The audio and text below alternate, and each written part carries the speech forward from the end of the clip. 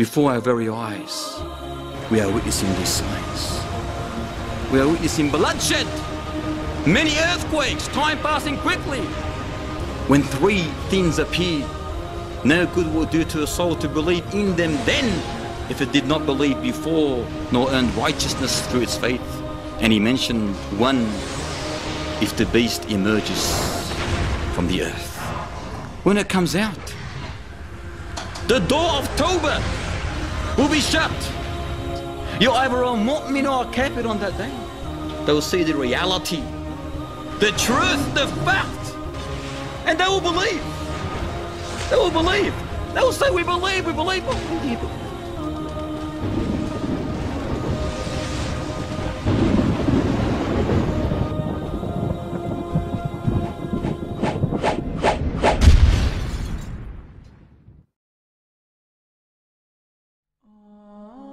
Open your eyes. We are witnessing before our very eyes the clues of its approach of the hour through information in the Quran and Sunnah. The destitute shepherds, look at them. They're competing in building, constructing lofty high-rises buildings. The disappearance of knowledge. We are witnessing intoxicants, whether it's drunk or induced in great quantities. We are witnessing illicit sexual relations becoming widespread. It's become nothing. It's become norm. We are witnessing filthy riba. We are witnessing musical instruments becoming wide. Many earthquakes, time passing quickly. We are witnessing bloodshed, whereby the killer does not know why he killed, nor the killed know why he was killed. We are witnessing lack of trustworthiness, authority given to those who don't deserve it, the increase of police and their oppressors. We are witnessing the increase of tribulations, afflictions, trials, hatred, enmity between people. We are witnessing nudity, ladies dressed in nothing, literally nothing. We are witnessing the increase in the number of ladies and the decrease in the number of men. We are fortunate to have been blessed with such details of coming events as the last hour draws nearer. No other nation, no other people have been fortunate to have been blessed with such details of future trials and event. However, before our very eyes, we are witnessing these signs. They testify with certainty that we are indeed on the verge of a change. Thus, we must take this matter seriously. We must prepare our luggage for our final destination. Allah Ta'ala says in Surah Al-Anbiya, اقترب للناس حسابهم وهم في غفلة معرضون. Draws near to mankind is their reckoning, is their destruction, yet they turn away in heedlessness. They hear these signs, we are hearing them tonight, but we turn away tonight and say, alhamdulillah, another lesson, just another lesson. But it's not just another lesson. If you take it as another lesson without application, you're wasting your time. It must move yourself, make you move, make your body change, live differently from tonight. إِنَّهُمْ يَرَوْنَهُ بَعِيدًا وَنَرَاهُ قَرِيبًا. They see it, the day of judgment, as a far off event. But Allah says, we see it as quite near. In Surah Muhammad he mentions, are they waiting for anything except the hour to come to them suddenly? But its signs have already come. This is Allah talking to us, brothers and sisters. Allah saying to us, what are you waiting for? Are you waiting for the major sign to come and hit you? Because there is nothing left but the major signs. Are you waiting for the beast of the earth to come and slap your face or mark your face? with the word mu'min or kafir, when this very strange, amazing, speaking, huge, hairy beast of the earth emerges? So hairy that you will not be able to tell its front from its rear, having two things that were owned, possessed by two previous prophets, the rin of Sulaiman and the rod of Moses. When it comes out, this beast won't give you a chance. It won't give you a chance. You're either a mu'min or a kafir on that day. As soon as the people see this beast, they'll be terrified. But where are they going to hide? They cannot hide. This is a major sign decreed by the Almighty Lord. When it sees the believer, this speaking beast, it will adorn the believer's face by writing the best word that can ever be written. It writes on his face, mu'min, believer. What a beautiful word. A sign of humbleness, submissiveness, devotion, motivation, obedience to the Almighty Lord. Isn't this what we want? Do you not want the beast of the earth to mark your face with mu'min? Because that word mu'min will end up being eternal salvation for you. If we only understood what the word believer meant. But are we believers? Question yourself. And when it sees the disbeliever, it will destroy his face or her face. And this is not symbolic or metaphoric, it's reality, it's genuine. It will destroy the disbeliever's face by writing the dirtiest, the worst word that can ever be written. Kafir, a sign of infidelity, disbelief, filth, a sign of dirt. Is that what we want? A'udhu billah. If this beast comes out, the door of repentance is closed. Once it comes out, you cannot say no more, Allah, I believe, please put mu'min here. No, it's too late. Likewise, another sign that if it emerges, no good will do to the soul to believe in it then, is the sun rising from the place of its setting, the west. When they see the sun coming from the west, they will say, we believe. But when do you believe? After you've seen reality? Where were you before? Muhammad asked Abu Dhar, Ya Abu Dhar, do you know where the sun goes when it sets? He said, I do not know, O Prophet of Allah. He says, it travels until it prostrates itself beneath the throne of the Almighty Lord, seeking permission for it to rise again. This is every single time. When the sun sets, every single time, it seeks permission. Ya Rab, can I rise or not? And Allah will allow it to. But a time will come when Allah will say, go back from where you came. And that will be the day, as the hadith mentions, that no good will do to a soul to believe in it then, if it believed not before, nor earned righteousness through its faith. Where are those who joke, who take it as a mockery, as a laughter, who say it does not mean this, it means another meaning, symbolic, it's something else? Wallahi, you will not be able to benefit after you see it with your own eyes. يوم يأتي بعد آيات ربك لا ينفع نفسا إيمانها لم تكن آمنت من قبل أو كسبت في إيمانها خيرا. The day that some of the signs of your Lord do come, but no good will do to a soul to believe in it then if it believed not before, nor earned righteousness through its faith. Look at this, how this verse explains the reality of a Muslim. If it believed not before, the second phrase of the verse says, nor earned righteousness through its faith. Are they waiting for the signs to come to them suddenly, but its signs has already come. Are they waiting for Gog and Magog? Ya'juj or Ma'juj? Two hidden tribes of people from the offspring of Adam. How did they look? Allahu A'lam. Dhul Qarnayn, who was a righteous king ruling the east and the west, Allah Ta'ala gave him the ability, the power to build, to erect a huge barrier which restrained Gog and Magog behind it.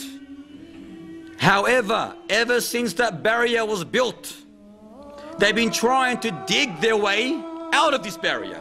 Every single day, they are digging. They are digging. As soon as they see a hole, and light piercing through that hole, the one in charge says to them, stop, we will carry on tomorrow.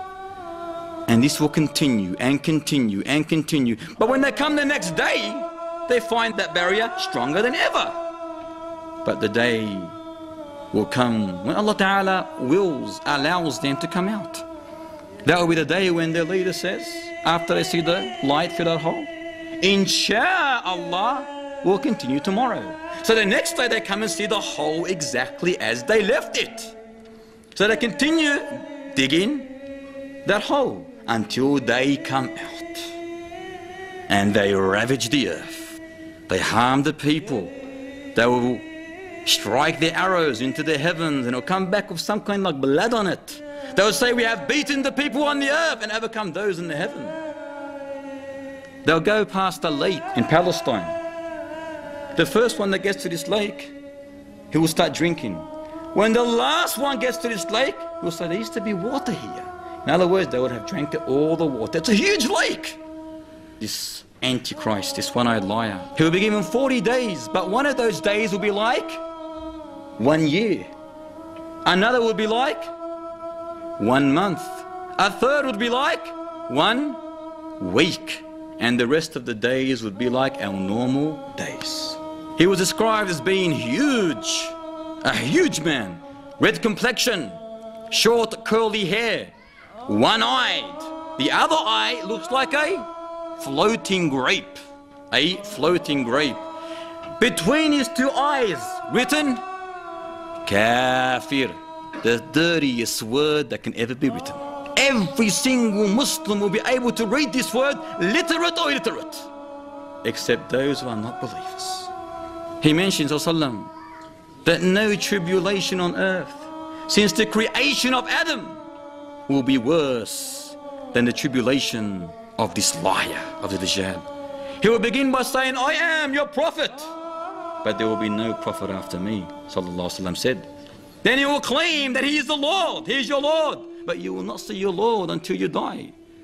He will have with him paradise and hell, but that which he claims paradise is reality, hellfire. And that which he claims to be hellfire is paradise. He will be given the authority, the power over one man whom he will kill. He will say, look at this slave of mine. I will resurrect him. And he will still claim that he has a Lord other than me. So Allah Ta'ala will resurrect him. And the Dajjal will ask him, who is your Lord? He will say, my Lord is Allah. Allahu Akbar. My Lord is Allah Ta'ala. And he will say that you are the enemy of Allah Ta'ala. You are the Dajjal.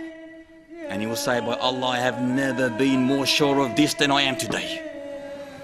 And Muhammad said about this person, he will have the highest status among my ummah in paradise. Wouldn't you like to be this person? Subhanallah. Yani wallahi, we should be doing dua day and night to be this person. In another narration, it's mentioned that the Dajjal will try to slaughter him, saw him in two again. He did it the first time by the will of Allah. He'll try to do it again, but Allah Ta'ala will make the space between his collarbone and neck copper. So he will try and he will be unsuccessful. He will not be able to do anything to him. Then he'll grab him by the legs and the arms and throw him to what they believe his evil followers as being hellfire, but in reality he's been thrown into eternal bliss of paradise. And the narration mentions in that one that he will be the greatest, martyr in the sight of Allah, Lord of the worlds. He will pass through a town, this evil one-eyed liar, this Satan. He'll pass through a town whose people will deny him, and all the stock, the livestock, will die. They won't be called livestock after that, they'll be called dead stock. And then he'll pass through another area whose people will believe in him. So he will issue a command to the heavens, rain, and it rains.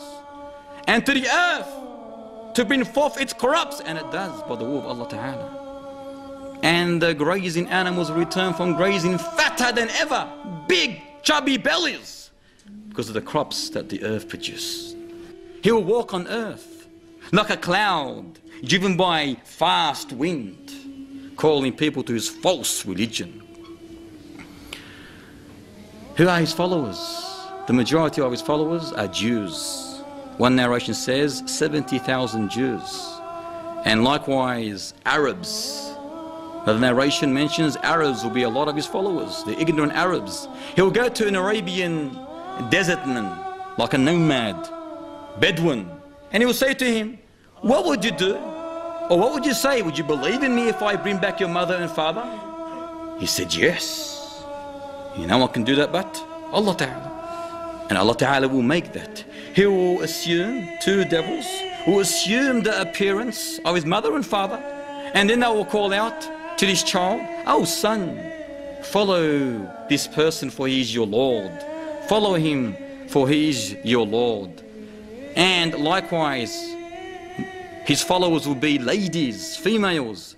In one narration it mentions that the man will tie his mother, his sister, his daughter, his auntie, and every female relative to a pole, fearing that they may chase this one-eyed liar.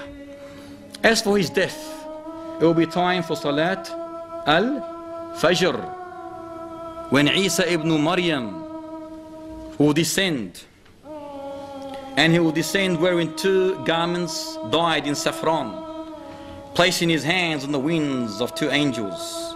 As he's descending, he lowers his head. Beads of perspiration will fall from it. If he raises his head, beads of pearls will scatter from it. His fragrance, any kafir, every kafir that smells it will die. And it can be smelt, his breath, as far as he can see.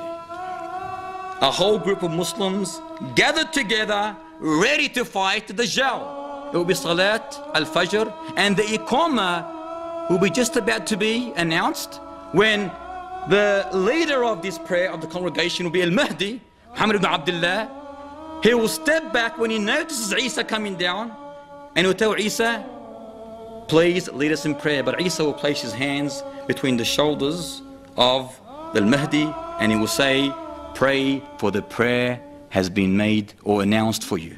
So Al-Mahdi prays, and after the prayer, Isa alayhi salam says, open the gate will be opened, and behind that gate will be no other than this one-eyed liar with an army of Jews. And there they will be bearing, all of them, a sword and a shield. When they see this enemy of Allah Ta'ala, the Antichrist, when he sees Isa alayhi salam, he starts dissolving like salt dissolves in water, and he run away. But Isa will call out and say to him, you will not die until I strike you with my sword. So he will meet up with him on a gate called the Eastern Gate of Lad. This is all in the Middle East. And there, Isa alayhi salam will strike him with his sword, and he will die. And all the Jews, his army, will be deflated. There will be nowhere to hide, not a wall, not a tree, not a stone, not a creature, except this inanimate or animate creature will say, O Muslim, behind me is the Jew, come and kill him. Thus, Isa and the companions will win over these evil people, and they'll at the same time do dua, pray for Allah Ta'ala to destroy Gog and Magog, because Gog and Magog will be in that time. Ya'juj and Ma'juj, they'll still be there, and they'll be causing mischief on earth. So they'll do dua, Isa will do dua, and the companions of Isa, the Muslims, that Allah Ta'ala destroys Gog and Magog. So Allah Ta'ala will send an insect that will destroy Gog and Magog by biting them on their necks, and the next day they will all perish as one. And then they'll do another dua to Allah Ta'ala, that He sends birds like the camel's necks, long birds, which will carry Gog and Magog and take them wherever Allah Ta'ala wills, and that will be the end of them. After that, peace and security will prevail on earth, whereby the lions will graze with the camels, the tigers with the cattle, the wolves with the sheep, the kids will be able to play with snakes without coming to harm, wealth will be in abundance, no one will care about it, the rain will come down in abundance, the earth will bring forth its blessings. A single pomegranate, you know what Roman is, the Roman pomegranate, will be eaten by a whole party, and they'll even seek shelter underneath its skin. A milch camel will supply for a whole party of milk. A cow will supply for a whole tribe, and a sheep will supply for a whole family. There will be no enmity between two persons after this, and Isa alayhi salam will not come with any new laws. Instead, he will be a follower of Muhammad sallallahu alayhi wasallam, for indeed the deen of Islam is the end of all deens. Allah Ta'ala will end every sect, every religion other than Islam. Isa alayhi salam will kill the pig and break the cross, and thus he will live for 40 years, he will die, he'll be prayed on and buried by the Muslims.